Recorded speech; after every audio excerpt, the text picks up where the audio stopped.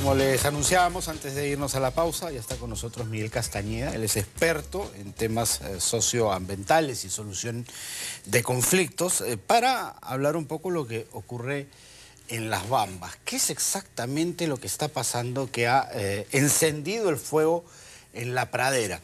Todo parecía que, Miguel, cuando funcionaba Strata, desde incluso previo al inicio de operaciones, se había llegado a un entendimiento perfecto con la población, con las comunidades de alrededor, e incluso Las Bambas se ponía como ejemplo de una gestión ordenada entre la empresa minera y la población. ¿Qué pasó en el camino que se rompe esa buena relación y empieza este espiral de violencia que ya ha cobrado 4 víctimas? Porque esta última no es la primera, es la cuarta. En realidad ha habido 3 muertos en el enfrentamiento anterior, el año pasado.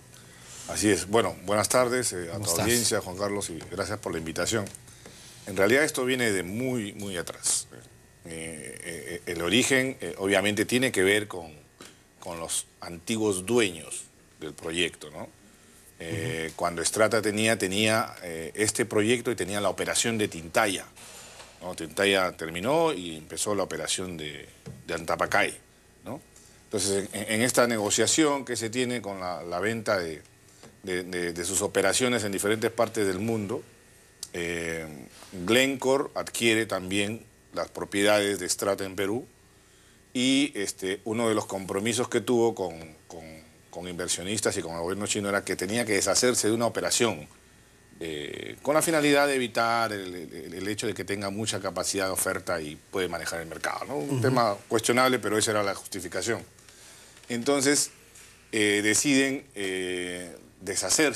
Glencore deshacerse de Las Bambas, ¿no? Y obviamente tenía que ser a una empresa china. Es ahí donde aparece MMG y se hace propietario de Las Bambas, ¿no? Entonces ya existen 2 dueños distintos para las que antes eran solo dueños. Provoca que se deje de lado el proyecto del mineroducto, ¿no es cierto? Que iba de manera subterránea, iba a sacar el mineral, no como se hace ahora a través de camiones. Exacto, llevaba a ser concentrado desde Las Bambas hacia la planta en Tintaya. Y ahí se procesaba. Exacto, era un solo dueño, tenía sentido. Claro, siendo 2, ya ese proyecto no va más. Así es, entonces se rediseña el proyecto y parte del rediseño es el traslado, la planta que tienen que colocarla, la de molibdeno ahí en los alrededores de Cotabambas, y obviamente el traslado a través de camiones. ¿Por qué se decide camiones? ¿No hay una forma más inteligente de sacar el mineral de ahí? ¿El ferrocarril, por ejemplo? Bueno, es interesante. E incluso en algún momento, hace algunos años, 2007, 2008, cuando trabajaba en la zona, con un conglomerado de empresas, Apolimacferro, Sauder, que tiene Chancas, Buenaventura, Hochschild, que tienen 2 proyectos interesantes también ahí, se formó el grupo Apurímac, donde se tenía la intención de sacar el mineral. Una de las opciones era vía ferrocarril, ¿no? Pero bueno, ese es un tema que no prosperó.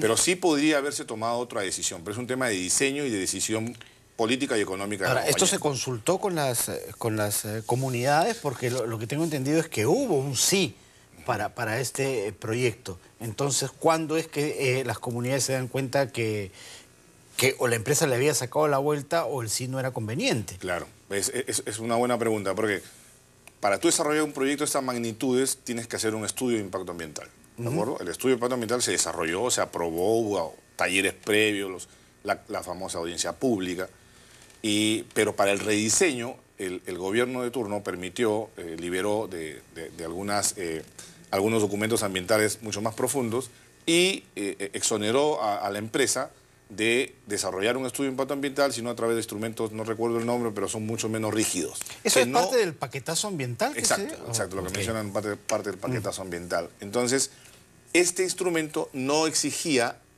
participación ciudadana, que son los talleres previos y la audiencia pública. Ese es parte del problema que critica. O sea, se hizo a todas luces a espalda de la población, ya este rediseño del proyecto, luego de la venta. Exacto.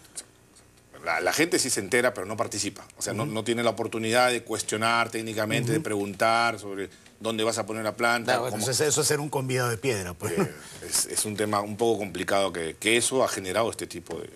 Generas desconfianza, generas un clima adverso. Ahora, y todo lo demás. se dice que entre 250 300 camiones por día transcurren sacando el mineral por esa carretera que además no es asfaltada, es de trocha, genera polvo, genera peligro porque es una vía que también es transitada incluso a pie. ¿Cuál es el problema que le está causando a las comunidades? Para que el televidente entienda por qué la queja tan radical además. Yo veo que hay temas mayores, más allá de esto, tal vez esta sea la justificación de la demanda y del cuestionamiento a este proceso. Obviamente para la carretera tienes que ampliarla, porque es una vía mucho más ancha, tienes que hacer proceso de negociación para compensar a quienes les quita su parte de su propiedad. Pero aquí hay temas de fondo, temas culturales, hay temas económicos, hay temas políticos. Entonces, cuando tú estás en un proceso de inversión de una empresa de estas magnitudes, alrededor de los 10.000 millones de dólares, has beneficiado a una comunidad como Fuerabamba y a un distrito como Chalhuahuacho y una provincia, pero el vecino por donde va a atravesar el mineral no tiene un beneficio directo porque no es parte del proyecto, del área de impacto directo del proyecto. Claro. No está en el área de influencia directa. Y como se dice un buen cristiano, la ve pasar, entonces ahí hay una especie de sentimiento de por qué yo no, ¿no? Y si no ha habido un trato directo, continuo, y si no ha habido un análisis sociopolítico del entorno, y también un estudio antropológico de valores, costumbres en la zona, tienes muchos puntos en contra para poder desarrollar un proyecto de este tipo, una actividad de manera sostenible, ¿no? Y la pregunta a la que siempre llegamos cuando hay este tipo de conflictos, además cuando llegan a extremos como el que ha llegado en Las Bambas, es ¿y dónde está el Estado?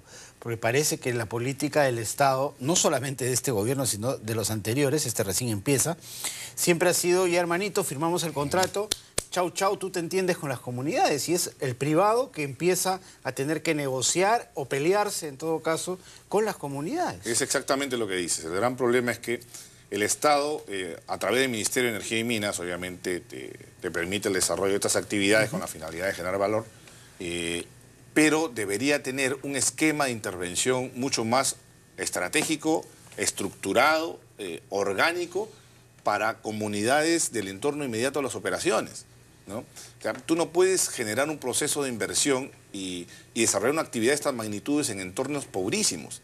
Tienes más de 60% y esa no es chamba pobreza. De la empresa. Por supuesto. Entonces, es chamba del Estado. Es un trabajo definitivamente del Estado. No puedes desarrollar estas actividades porque ciertamente vas a tener una animadversión para poder solicitar demandas que vienen de décadas, ¿no? Y que, como tú bien lo has mencionado, no es un tema del gobierno actual, es un tema que viene de gobiernos anteriores, que lamentablemente le está reventando en la mano al gobierno actual. ¿Debería la Oficina Nacional de Diálogo y Sostenibilidad? Es una política de Estado que el Estado esté ausente, básicamente. Eso es totalmente cierto. Hay que replantear el esquema de intervención de la Oficina Nacional de Diálogo enfocado a procesos de desarrollo local. Y desde mi punto de vista hay que involucrar no solamente a MMG, porque el corredor abarca casi 200 kilómetros hasta Condoroma y de ahí 200 kilómetros y pico más hasta Arequipa, por donde sale el mineral, pero el punto más crítico es desde Chalhuahuacho hasta Condoroma, que ya es Cusco, donde hay 3 operaciones mineras de clase mundial. Tienes Antapacay, que ya posiblemente puede haber un problema serio con el FUDIE, que es una organización de Frente de Defensa de Espinar. Tienes a Constancia de Hadway, que entiendo también en Belille, que es la zona por donde pasa las operaciones del proyecto Las Bambas, también está gestándose algo en estos días. Entonces tienes que, desde el punto de vista del Estado, convocar al sector privado para hacer una propuesta de desarrollo integral, convocando a estas 3 grandes empresas y constituir tal vez un gran fondo que genere un proceso de desarrollo a mediano plazo, ¿no? Eso tendría que darle condiciones distintas a estas 3 operaciones y, esto, Juan Carlos, es importante, a los nuevos proyectos que existen en la zona y que son tan importantes, o tal vez más importantes, que los 3 que están operando. Tú tienes a Purímac-Ferrum, tienes Chancas, tienes en Ares en la zona, tienes a Xochitl, tienes al mismo Glencore con Corcovado, que es un proyecto lindísimo. Tienes a Quechua, que están a kilómetros, algunos cuantos metros nada más de Corcovado. Entonces, si no generas otras condiciones, definitivamente estos proyectos van a ser inviables. Ahí está el gran desafío. Claro, y ese es el problema, ¿no es cierto? Que se ha generado ya una visión negativa en las comunidades a nivel nacional sobre cualquier proyecto que tenga que ver con minería. Por las protestas. Mira, el potencial de desborde social es bárbaro. Esta zona es una zona bastante radical. O sea, es pasible de ser, si es que no lo está haciendo en este momento, manejada por algunos líderes radicales que no tienen nada que ver con el proceso de desarrollo propositivo. O sea, su interés es otro, es ideológico y eventualmente tienen una posición contraria a la industria extractiva. Y tú y yo sabemos, y el país sabe, que nuestro país necesita desarrollar este tipo de actividades. Claro, la minería es el sueldo del Perú. Más de un punto del PBI es la operación de las Bambas. Tú te imaginas en este momento desarrollando Quellaveco, Tía María, eventualmente Michiquillay y por ahí Quechua, tienes 2.5 de PBI en el país desarrollándose económicamente, ¿no? Hay que ser inteligentes y actuar rápido. Así es. Muchísimas gracias, Miguel, por haber estado aquí con nosotros y explicarnos un poco este proceso que lamentablemente nos ha dejado entristecidos por la muerte de una persona, pero que va mucho más allá de eso. Una verdadera política de Estado para promover inteligentemente los proyectos mineros. Gracias a ti. Muchas gracias. Gracias.